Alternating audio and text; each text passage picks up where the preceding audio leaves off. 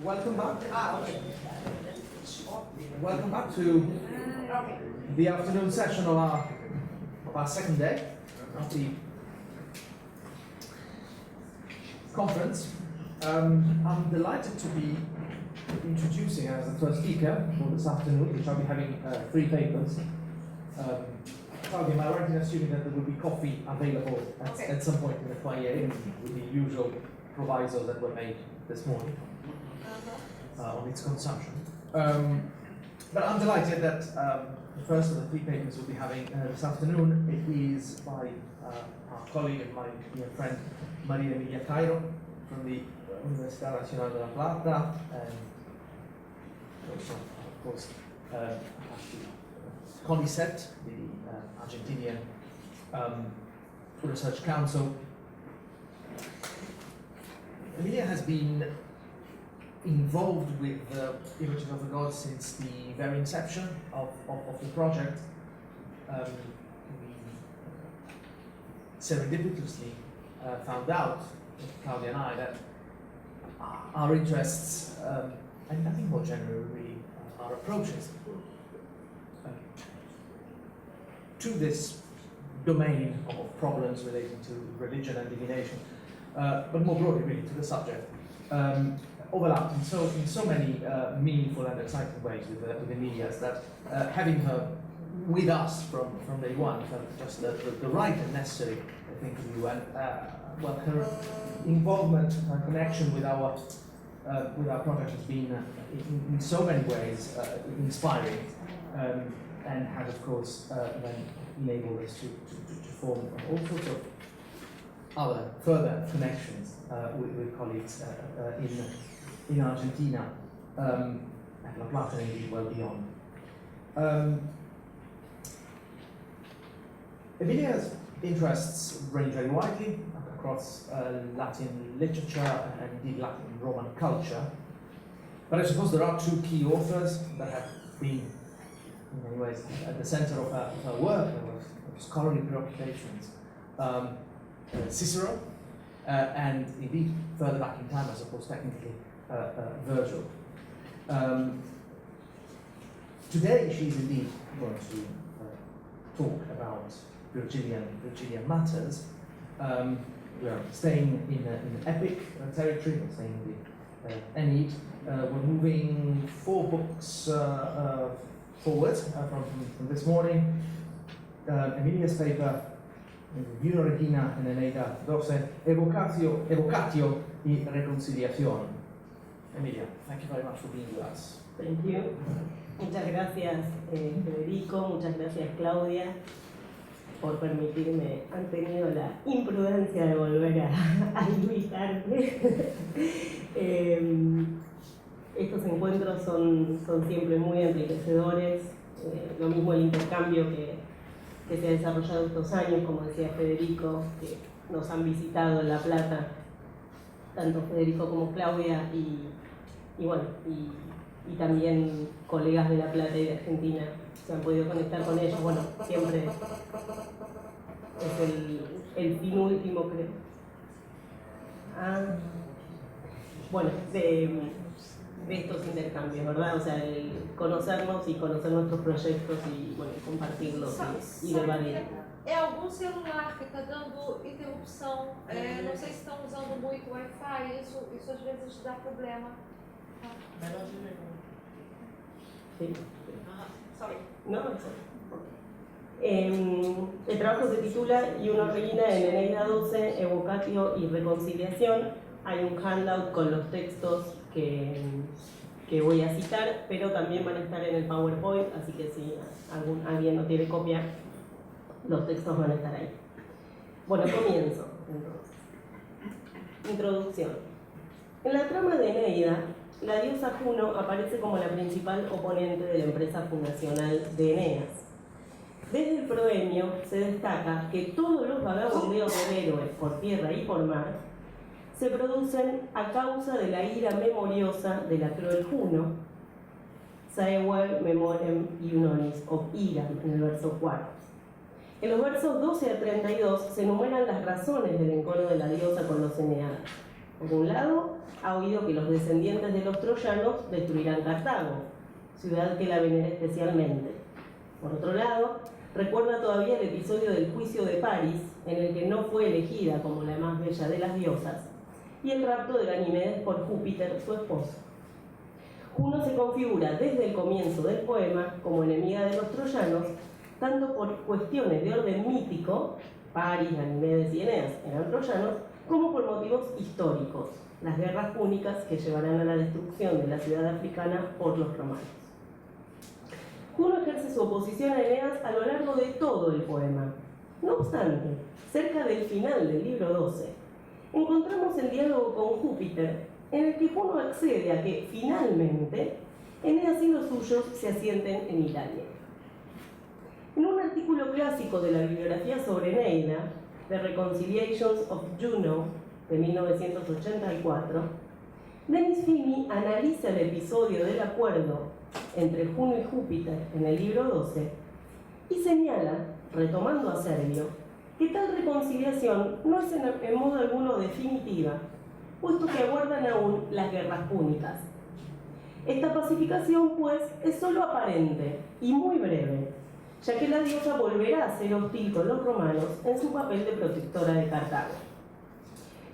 Consideramos que en este diálogo del libro 12 no solamente se encuentra una alusión a las futuras guerras púnicas, sino también a los conflictos de Roma con otras ciudades durante el proceso de su expansión por la península itálica en el período republicano. En concreto, nos referiremos a un episodio histórico en particular, el de la conquista de la ciudad etrusca de Bellos, tomando como fuente el libro V de Agurbe Condita de Tito Livio. Allí Juno, deidad tutelar de la ciudad, es invitada por el general Marco Furio Camilo, mediante un ritual de evocatio, a abandonar la protección de Bellos para brindar la victoria a los romanos, con la promesa de un culto y de un templo dignos de su majestad en Roma. La reconciliación de Juno en Eneida 12 y la lectura de Servio. Comencemos recordando el pasaje de Eneida 12 en el que se ubica el diálogo que analizamos. Ese es el pasaje que está es el primer texto del handout. Yo lo cité entero en el handout, pero me voy a ir refiriendo a algunos versos en concreto. Turno y Eneas están a punto de comenzar su duelo cuando la narración se traslada al plano divino. Júpiter toma la iniciativa de dirigirse a Juno para amonestarla, aunque en un tono amistoso. Comienza con una serie de preguntas referidas a cuándo cesará de oponerse a Eneas, teniendo en cuenta que su triunfo y posterior apoteosis están avalados por el Fatum. Luego su discurso se dirige a prohibir que avance más allá, Ulterius tentare veto en 12.806, pero hábilmente el rey de los dioses postula como objetivo de ese fin de las agresiones el bienestar de la propia Juno. En los versos 800-802 le dice, cito mi traducción: cesa ya por fin y doblégate ante nuestras plegarias, para que no te consuma callada un dolor tan grande, y para que de tu dulce boca no vuelvan a salir hacia mí una y otra vez tristes preocupaciones. O sea, lo presenta como un beneficio para la propia gente. Es decir, al tiempo que pone un límite a sus acciones, Júpiter, como buen rey, busca establecer un consenso con una divinidad que es su esposa y su hermana, su par, la reina de los dioses. La respuesta de Juno incluye primero un reconocimiento de la voluntad de Júpiter como el motivo para su alejamiento del campo de batalla, y luego la anuencia para el asentamiento de Eneas en el Lacio mediante matrimonios y pactos, con la condición de que todo elemento troyano quede eliminado de la romana propago. Eso está en los versos 819-828, volveremos sobre esta cuestión más adelante.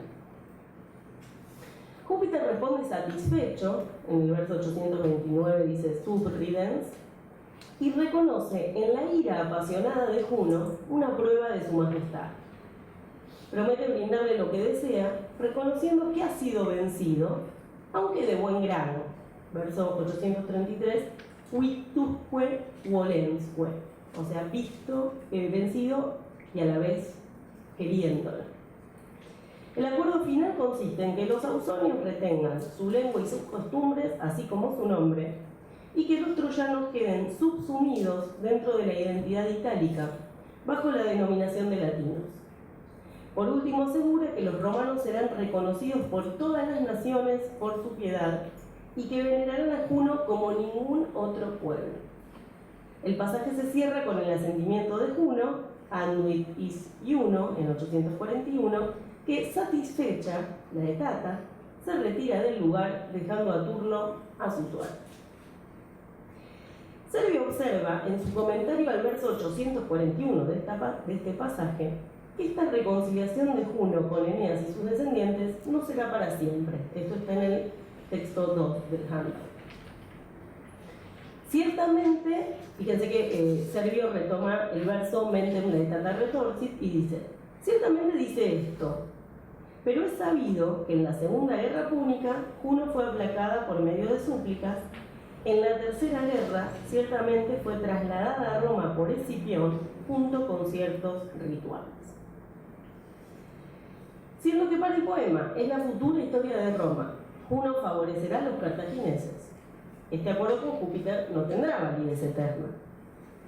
Asimismo, a propósito del verso 1.281, eso está en el tercer texto del handout, Servio también había señalado que la frase concilia in melius referet, esto no sé si recuerdan, es cuando Júpiter habla con Venus y le dice, bueno, Juno que ahora fatiga a Eneas por tierra y por mar, concilia in melius referet, ¿no? Llevará sus decisiones, sus pensamientos hacia algo mejor. Servio dice que este verso aludía a un pasaje de Enio en el que la diosa es aplacada por los sacrificios que realiza Escipión, ubicando esa reconciliación de Juno en la futura historia de Roma. El análisis de Fini postula la intertextualidad de Eneida con Anales en lo que respecta a Juno como diosa protectora de Cartago, y entiende, siguiendo a Johnson en 1976, que la anuencia del libro 12 solo atañe a la instalación de Eneas en el Lacio en el futuro próximo. Se trata del fin de su odio mítico, aquel motivado por su enemistad con Troya, que viene ya desde la épica homérica, pero en modo alguno clausura las razones de su odio histórico. La diosa continuará presentando problemas a los romanos y la dinámica de enemistad-reconciliación se repetirá a lo largo de la historia de Roma hasta el episodio de Escipión. Cuando Servio menciona la realización de súplicas a Juno con el fin de obtener su favor y el traslado de la diosa, o mejor, de su imagen, a Roma, para un nuevo culto, se refiere a la realización de una ceremonia de evocatio. No es la única vez que Servio alude a esta costumbre en su comentario. Lo ha hecho antes en 2 oportunidades en el marco del relato de la guerra de Troya. A propósito de la introducción del caballo, narrada en 2.44-2.45, los versos de Eneida dicen: nos apresuramos, no obstante, sin memoria y ciegos de locura, y colocamos el desgraciado monstruo en el alcázar consagrado. Esto es el relato de Eneas contando cuando entra en el caballo. Afirma que inmemores caequisque furore se refiere al hecho de que los troyanos han sido abandonados por sus dioses y explica, cito, según la disciplina del canto o poema, dice Carmen, ¿no?, romano, con el cual antes solían llamar fuera, evocare, de sus ciudades a los dioses de los enemigos. Poco más adelante, sobre el verso 2.351, que dice: abandonados los santuarios y los altares, se han marchado todos los dioses, gracias a los cuales este imperio había estado en pie, Servio vuelve a emplear el verbo evocare. Es el texto 5 del handout. Dice: antes de la conquista, ante expugnationem, los dioses eran llamados hacia afuera, evocabantur numina, por los enemigos a fin de evitar un sacrilegio, propter vitanda sacrilegia.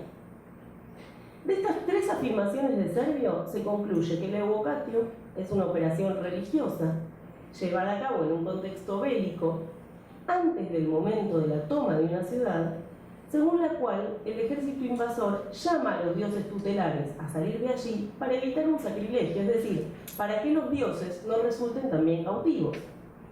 En el caso de la referencia de Escipión, se suma el traslado del simulacrum de la diosa a Roma. Por su parte, Macrobio, en Saturnalias 3.9, eso es el texto 6 del handout, retoma también los versos de Neida del libro 2 y dice que esa referencia a la partida de los dioses de Troya deriva de vetustissimo Romanorum more et de occultissimis sacris, de una antiquísima costumbre de los romanos y de rituales muy secretos. Y luego explica lo siguiente, lo que está citado. Dice: pues es sabido que todas las ciudades se encuentran bajo la protección de algún dios y que existió una costumbre secreta de los romanos y desconocida por muchos, que cuando habían sitiado la ciudad de los enemigos y confiaban en que ya podrían tomarla, con un canto específico, Kertocarmine, llamaban hacia afuera, evocaren, a los dioses titulares, o bien porque creían que la ciudad no podría ser tomada de otro modo, o también, en caso de poder hacerlo, porque consideraban que era sacrílego tener cautivos a los dioses. Macrobio, pues, a la explicación de Servio del evocatio como mecanismo para no romper la Pax Deorum, tratando a los dioses como prisioneros, añade otra fundamentación posible: el beneplácito de la divinidad tutelar como condición para que la conquista de la ciudad pueda llevarse a cabo. Si Troya ha de caer, se debe a que los dioses que hasta el momento la protegían han decidido marcharse. Luego, Macrobio añade el texto del Carmen Evocationes. Esto no está citado, él dice citar un texto que encontró en otro texto, ¿no? Y lo cita in extenso, referido a la toma de Cartago, por lo que podría tratarse de una referencia al texto pronunciado por Escipión en el 146 a.C.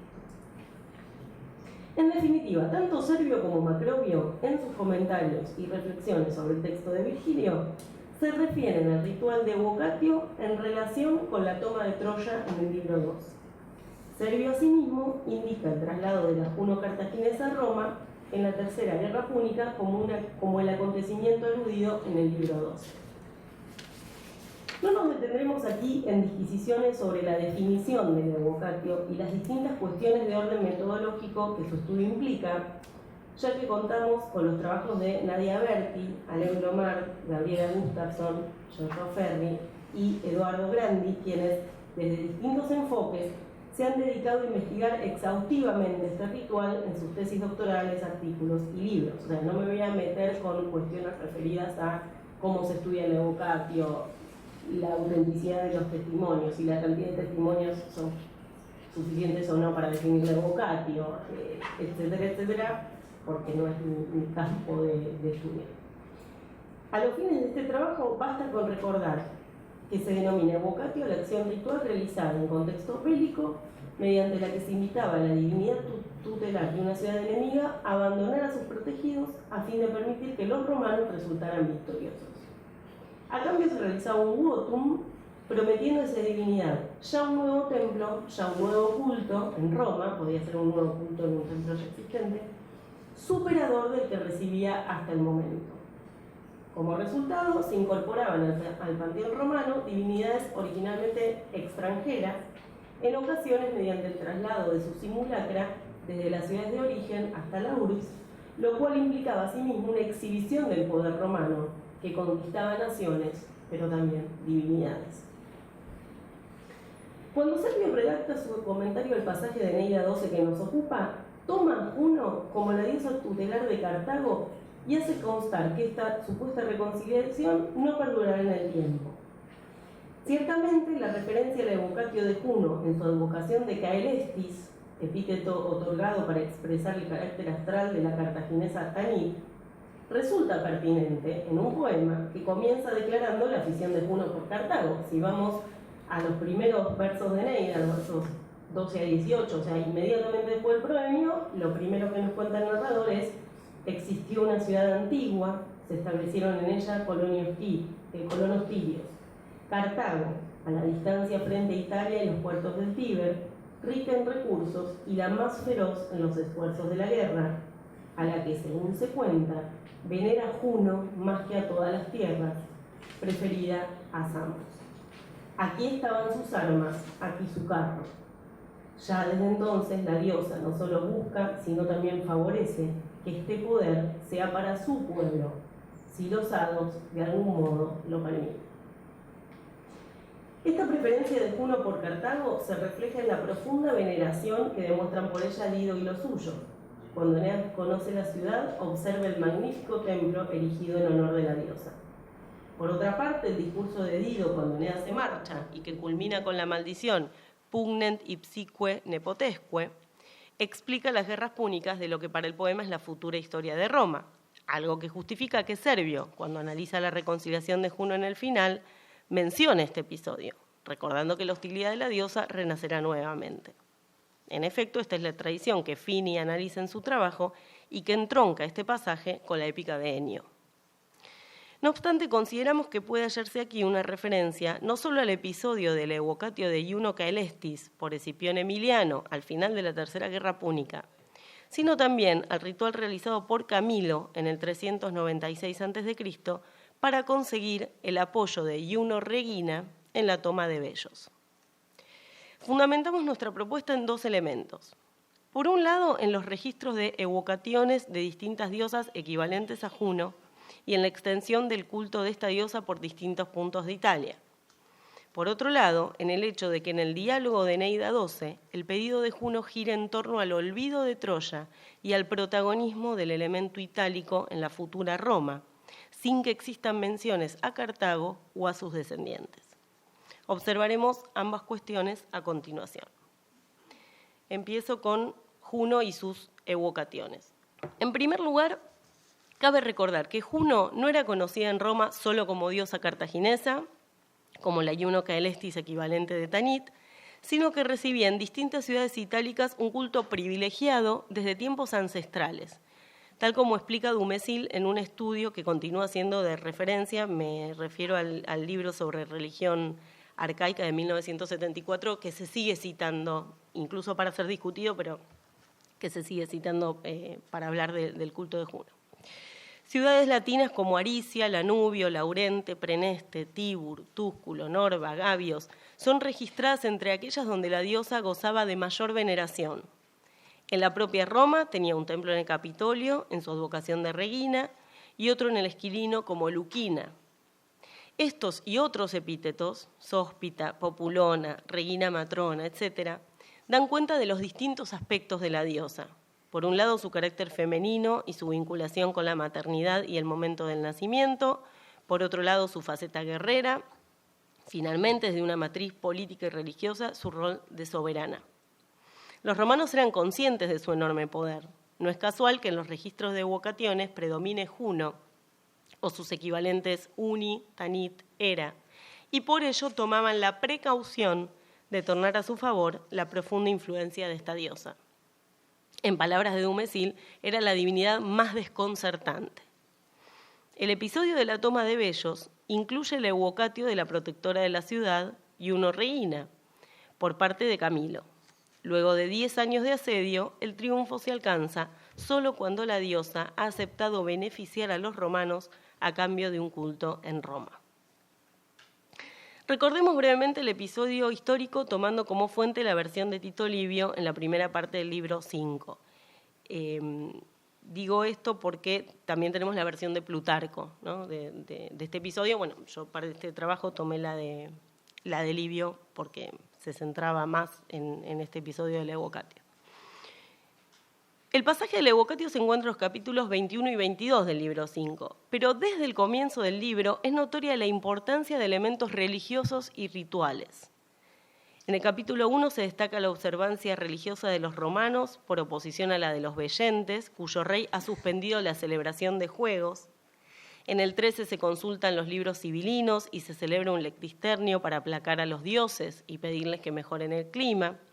En los capítulos 15 a 17 se narra el prodigium del lago Albano, que motiva el envío de una embajada a Delfos. En el 18, la llegada a Roma de un rumor de derrota pone en marcha una serie de plegarias de las matronas y súplicas a los dioses.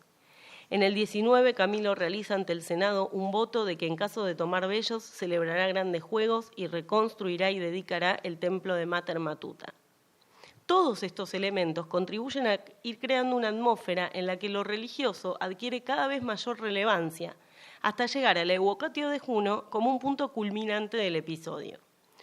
Su carácter central es explicitado en el comienzo del capítulo 19. Se afirma que los hados buscaban a Bellos, Bellos fata ad petebant, y se describe a Camilo como fatalis dux, un epíteto que lo conecta nada menos que con Eneas, el legendario fundador de la estirpe. La toma de Bellos, sancionada por el Fatum y lograda gracias a la pietas de los romanos, se presenta como una nueva instancia fundacional. El ritual de evocatio propiamente dicho se describe en la sección 21. El estilo épico del relato se fundamenta, según Hickson, 1993, en que tanto Livio como Virgilio comparten una cosmovisión según la cual los hombres conviven con los dioses y se comunican con ellos mediante plegarias y rituales. O sea, hay una construcción en este episodio de Livio con muchos elementos que uno diría épicos. Incluso hay trabajos, por ejemplo, comparando la toma de Bellos con la toma de Troya, ¿no? Los dos duran 10 años, los dos finalizan cuando la ciudad es tomada por una estratagema creativa, el caballo en el caso de Troya, el cuniculus que cava Camilo en el caso de Bellos. O sea, hay como elementos que vinculan el relato histórico de Livio con el universo épico. Camilo toma los auspicios, promete a Apolo una parte del botín y evoca a la diosa con las siguientes palabras, que eso está en el texto 8, es el párrafo 3 del capítulo 21, te simul iuno regina, quaenunc bellos colis, o sea, y al mismo tiempo a ti, Juno regina, Juno reina, que ahora habitas bellos, te ruego, precor, que nos sigas a nosotros vencedores hacia nuestra ciudad y futura ciudad tuya, in nostram tuamque mox futuram urbem, donde te recibirá un templo digno de tu grandeza, dignum amplitudine tua templum accipiat. Luego de la invitación a favorecer a los romanos y de la promesa de un nuevo templo en Roma, se emprende la acción bélica definitiva. Los romanos entran en Bellos a través del cuniculus ideado por Camilo y toman la ciudad. La conquista, precedida del pasaje de Evocatio, resulta para el lector un resultado del favor de la diosa. No obstante, el visto bueno de Juno aparece explicitado nuevamente en el capítulo 22, cuando los romanos quitan el simulacrum de su templo a fin de transferirlo a Roma. La operación es descrita resaltando la piedad y el respeto de los romanos. Los templos se toman colentium magis quam rapientium modo, o sea, más a la manera de los que veneran, colentium, que de los que rapiñan, ¿no? Quam rapientium. Para el traslado de la estatua se escoge un grupo de jóvenes que se acercan vestidos de blanco, lo cual exhibe ya la incorporación de una modalidad romana en el culto de Juno. Previamente, según la costumbre local, solo podían tocar la estatua ciertos sacerdotes. Se procede religiose y antes de tocar la imagen se pregunta a la diosa si quiere ir a Roma. La respuesta afirmativa es presentada por Tito Livio como un rumor, como para tomar cierta distancia, porque bueno, es un relato histórico, ¿no? Esto está en el handout, en el texto 9. Luego, bueno, ahí tomé un poquito más, pero luego, desde Dein cum cuidan, cuando uno de ellos, ya tocado por un espíritu divino, ya por una broma juvenil, dijo: «Oh Juno, ¿quieres ir a Roma? Wisne Romam ire Juno». Los demás gritaron que la diosa había aceptado. A partir de allí se agregó a la historia que también se había oído una voz que decía que quería ir. Fíjense cómo él no afirma, sino que dicen como para mantener un poco la objetividad del historiador. El beneplácito de Juno, manifiesto en la posibilidad de tomar la ciudad luego de 10 años de asedio, aparece claro en esta aceptación realizada por su simulacrum, ya con un movimiento de cabeza, ya con una palabra, adnuise vocem. La voluntad de la diosa de seguir a los romanos se revela nuevamente en el operativo material de trasladar la imagen, que parece marchar liviana por sí misma, sin ejercer ningún tipo de oposición ni de implicar esfuerzo alguno para quienes la retiran de su ciudad original. En este sentido, se marca una diferencia fundamental con la narrativa de la toma de Troya, con la que habitualmente se compara, ya que el Palladium es tomado por la fuerza, mientras que el simulacrum de Juno es llevado por voluntad de la diosa. El pasaje se cierra con la confirmación del cumplimiento de la promesa del templo y con la enunciación del ocaso de Bellos debido al abandono de su diosa tutelar. El episodio histórico del 396 y su narración en Tito Livio dan cuenta del registro de una evocatio de una Juno itálica, es decir, demuestra que las reconciliaciones entre esta diosa y los romanos no se restringen exclusivamente a aquellas producidas en su rol de protectora de los cartagineses, que era el primer aspecto que nos interesaba fundamentar. El segundo es Juno Regina, o sea, Juno en su advocación de Regina en Eneida 12.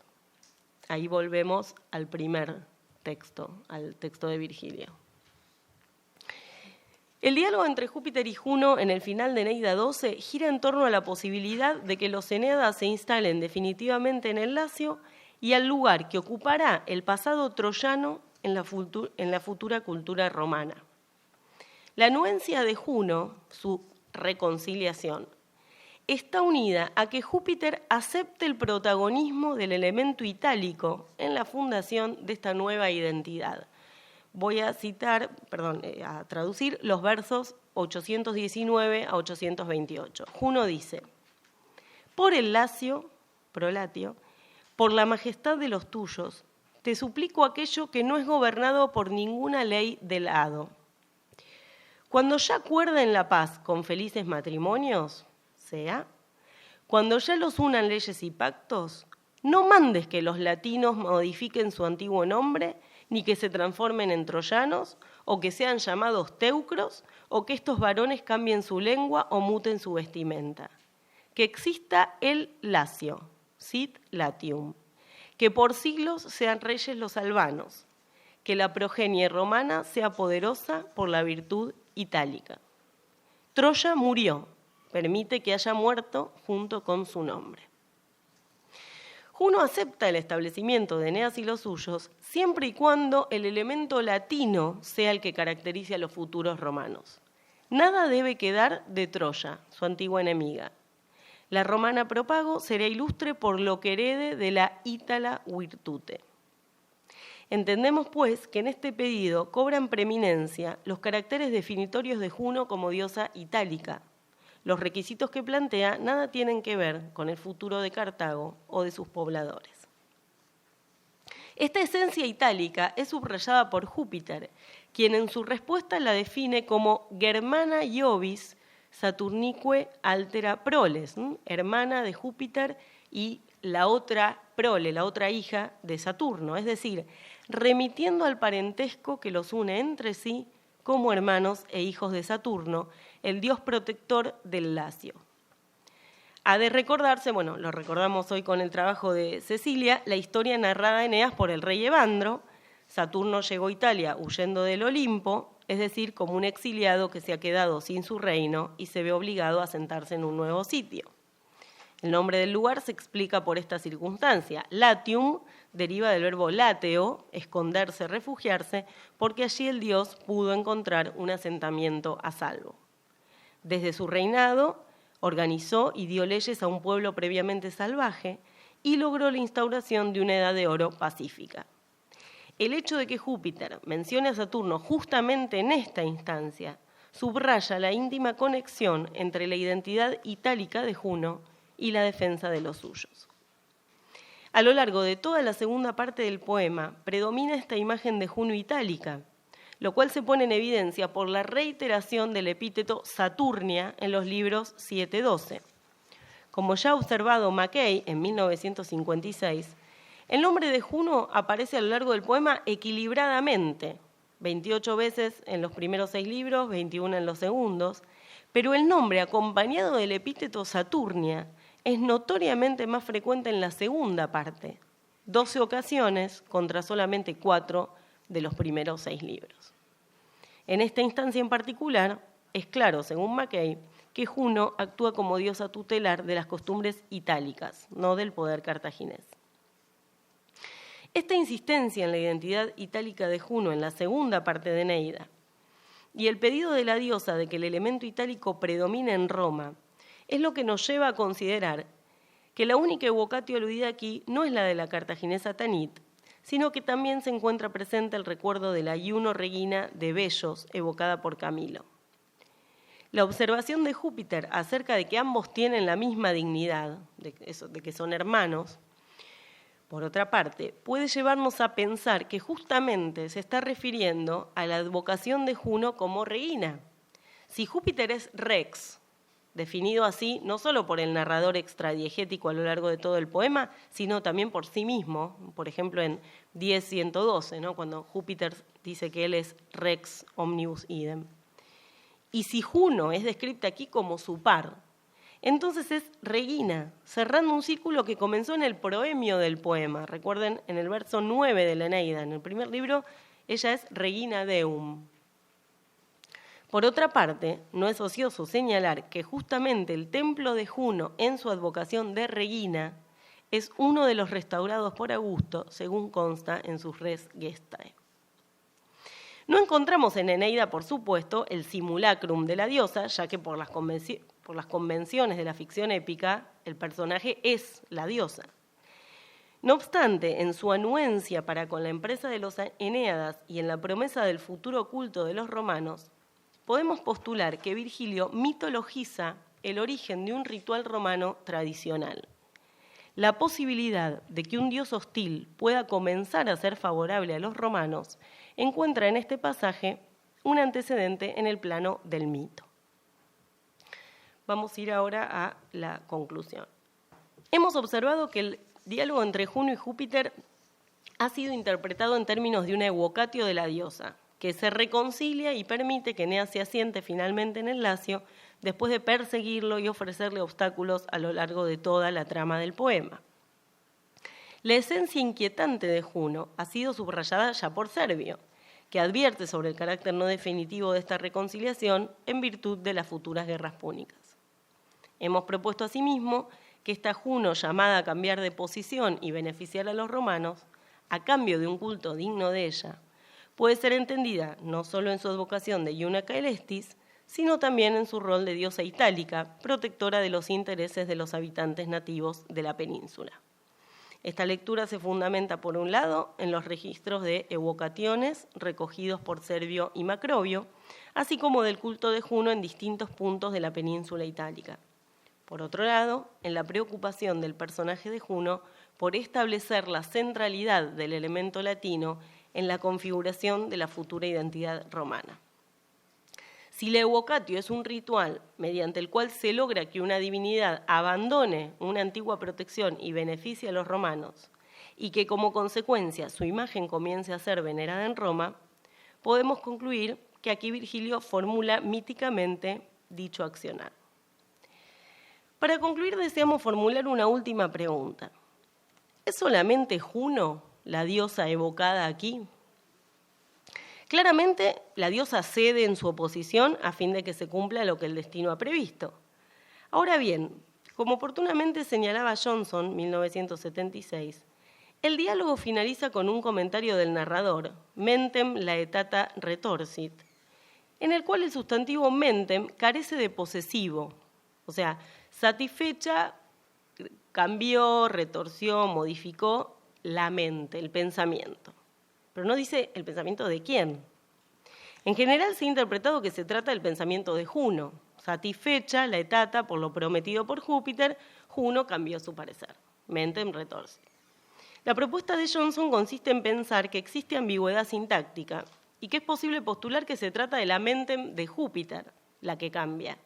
El dios modifica sus planes en virtud de lo solicitado por Juno, quien logra que la identidad troyana sea borrada por completo, algo que Júpiter no hubiera hecho inicialmente.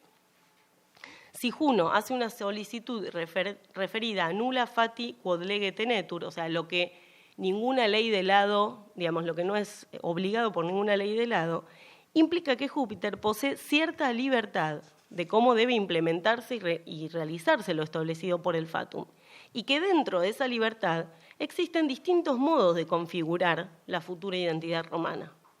Según la lectura de Johnson, entonces, el pedido de Juno, refrendado por la respuesta de Júpiter, los ausonios conservarán su lengua, los teucros se incorporarán al cuerpo itálico y formarán parte de los latinos, la gens romana superará a todas las naciones en el culto de la diosa, logra modificar la idea original del dios, y es por ello que se retira la etata. Júpiter, por su parte, confiesa «do quod vis», doy lo que quieres, «et me victusque volensque remito», es decir, existe una concesión de su parte, que lo coloca en la posición del vencido, victus, pero de buen grado, volens. ¿No estamos entonces en presencia de una reconciliación también de Júpiter? En la ficción de Eneida, en la que Roma aún no existe y los dioses están alineándose con los distintos sectores en pugna, creemos que es posible considerar que en este diálogo Juno evoca a Júpiter para hacerlo salir de una postura más cercana a los troyanos, como hijo de Cibeles, como padre de Venus, aún en la que prevalezca lo itálico en su protección de los Eneadas. Al admitir ser vencido de buen grado y al aceptar lo que Juno le solicita dentro de su libertad para implementar el fatum, Júpiter también se reconcilia, pero con la postura itálica que Juno defiende. Se puede formular una lectura de esta escena de Eneida 12 como una etiología del evocatio, entendida como una herramienta ritual, cuyo objetivo es asegurar el beneplácito de los dioses para con los romanos y transformarlos de extranjeros en propios. Aquí se acuerda y se configura una identidad romana no solo en términos étnicos, el olvido de todo elemento troyano, la preeminencia de los aportes itálicos, sino también en términos religiosos. Serán adoradas por los romanos todas las divinidades que les den su protección, en una matriz de incorporación y de ampliación del panteón que logra incluir hasta la mismísima Juno. En definitiva, podemos afirmar que aquí se representan míticamente los fundamentos de una religio con imágenes en movimiento. Muchas gracias.